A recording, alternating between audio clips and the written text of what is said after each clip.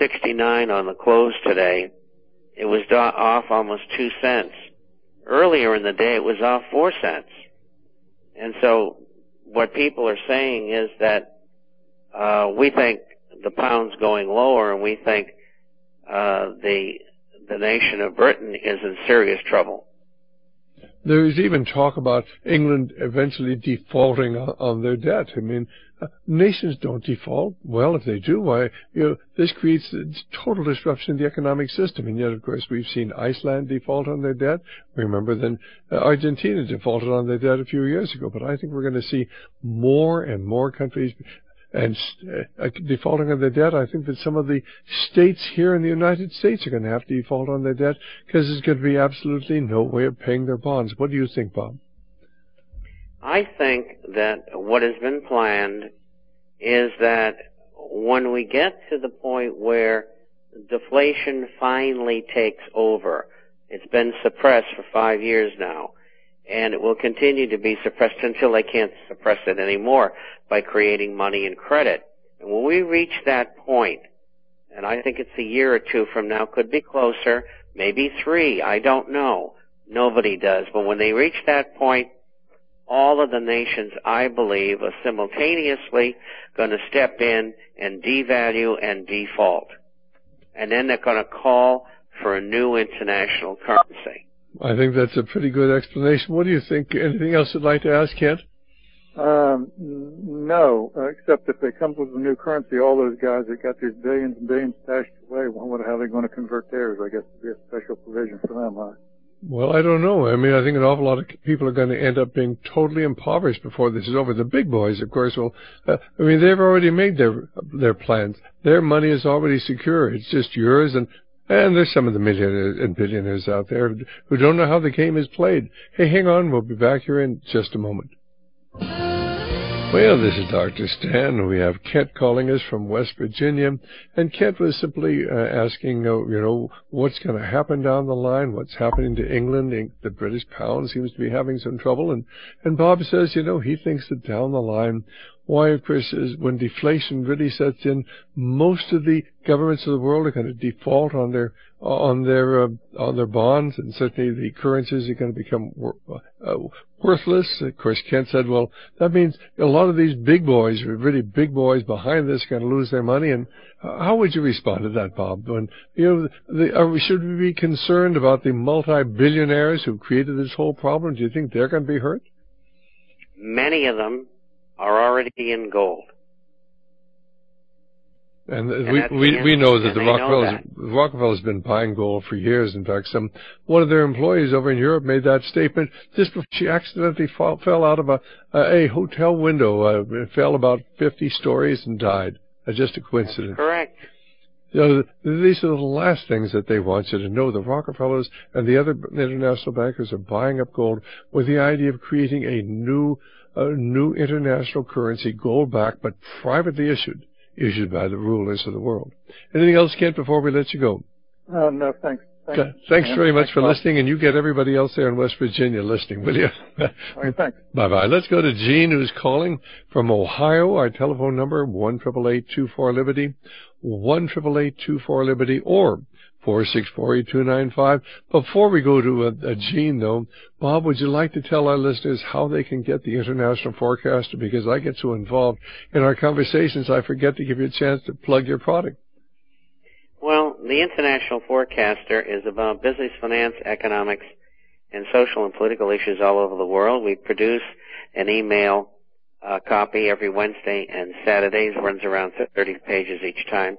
And we have a hard copy that goes out twice a month for those who are not on the Internet. There's 3 ways you can get an introductory copy. You can go to our site.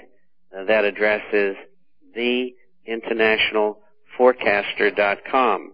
That's theinternational, FORECASTER.com.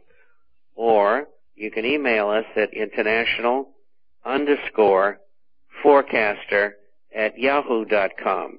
international_forecaster@YAHOO.com. Or you can call toll free 800-375-4545. 4188. That's 800-375-4188. All right, fine.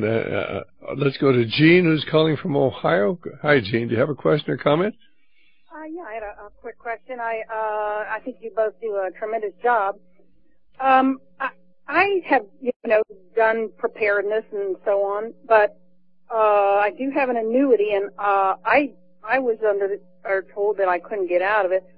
Is there any suggestion, Bob, on maybe how to get out of it, or some of them are just it? Or I think that what you should do is get a copy of your contract and go to an attorney who specializes in that sort of law.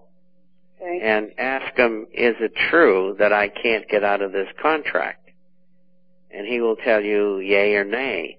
Well, the thing is, you should be happy to pay him to do that. Yeah. Because if they're not telling you the truth, which is very possible in our day and age, then you'll know it. And so spend, $300 or $400 and find out for sure. Sure. But it's vitally important, because if they destroy the value of our currency, which I think is exactly what they intend to do, then, of course, your annuity would become worthless. If you can possibly get out of it, get out of it, even if you have to take a loss, but get it invested in something that will have some permanent value, because we're in for some of the most difficult times in the nation of our history. In fact, some people are saying this is the worst financial contraction going back 300 years. Almost to the time of the creation of the Central Bank of Europe in 1694. Okay, anything else? That was a very quick answer. I appreciate that. I have one more question. It's I heard this on another show. There's something called CAFR. It was something about municipalities and governments that their budget totals showing that they have big deficits, but then this person was saying that in actuality they've accumulated a lot through investments in something or something, and indicating that they're actually not in dire straits. Is that true? What's your take on that, Bob? Well, I really don't know, and Walter Burien has been talking about it for some time, and he says that he has the proof that is in fact the case. I don't know, but if they do have these investments in stocks and bonds, and the stock market, which is 8,000 approximately, on the Dow right now goes to 4,000, where I think it's going to, if we're lucky, and interest rates go higher, which I do believe they will, because of the financial condition of the United States and England and other countries, then the value of those, quote, secret holdings will go down as well. And so even if they've got them, they're going to be of less value, though they may sell them on the way down, but if they do, that'll expedite the downside on the market. So I'm not tuned in enough to know, and no one else has talked about that. So I just don't know. Gene, I went down to our local courthouse, and I got that report he talks about, and this is the investments that the county has a certain amount of money invested for the retirement funds. And of course, then they will have maybe a rainy day fund. But I mean, as I went through this whole file, and I'm not an accountant, but it looked to me like this was all legitimate money that they'd put away, specifically for the retirement and for the health benefits of the retirees. And I will tell you that if this was really a problem, and there was that money there, they would not be laying off police forces and employees all across this country. And I wonder why only Walter Burien knows about it. Having checked it out myself, I think it's a scam. I really do. Anything else? Well, that was super. That really answered my question. All right. I appreciate it. God bless. And let's go to Brenda, who's calling from Paso Robles, and going along with what Bob was saying. I mean, most of these pension funds, or if there really is a fund out there, would already have lost half of its value, or at least 45% of its value, and it's going to lose another 50% of its value, and it's going to end up being worth, maybe 20 or 30 cents on the dollar, if it exists, and I'm not convinced it does. But let's go to Brenda, who's calling from Paso Robles. She's been waiting patiently. Once again, our telephone number, 1-888-24-LIBERTY, 1-888-24-LIBERTY, or here on the Central Coast of California at 464-8295, 464-8295. And this is the first time we've had an open line here since Bob came on. Hi,